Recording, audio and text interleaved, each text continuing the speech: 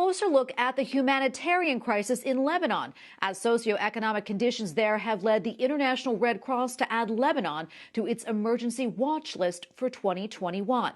Earlier, I spoke with a leading advocate for Christians in the Middle East about the current situation.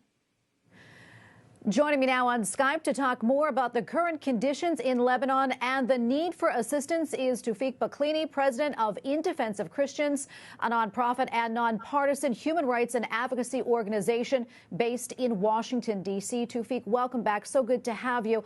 Lebanon is facing a number of crises all at once. Let's begin by talking about the spiraling economic collapse of the country. What does that mean for the people of Lebanon when it comes to basic human needs like food and shelter?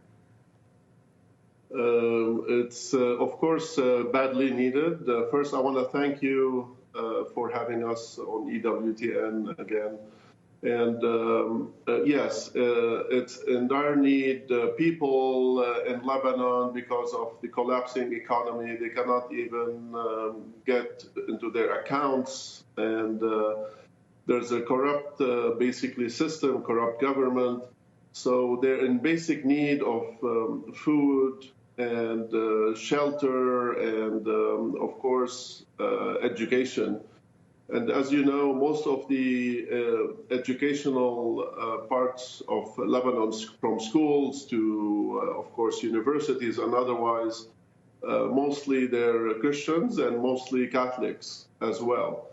So there, as well as hospitals, of course, with COVID right now. And the major explosion that happened on August 4th, which made things a lot worse.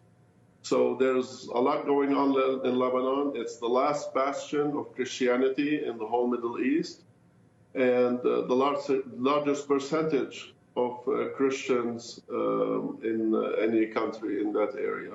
And this is where Christianity really began. Toufic, can you talk a little bit more? Let's talk about the explosion. I know the government at the time of the explosion has since resigned, adding some political uncertainty into the mix there. Where do things stand, that is, right now on that front?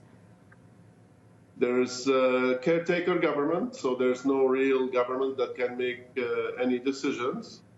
And our people are in need. I mean, they can. Some of the Catholic schools are closing. They're in need of food. So we're working closely and in partnership with a great organization. It's called LebaneseSolidarity.org. It's an organization that works closely with the Maronite Catholic order and the monks.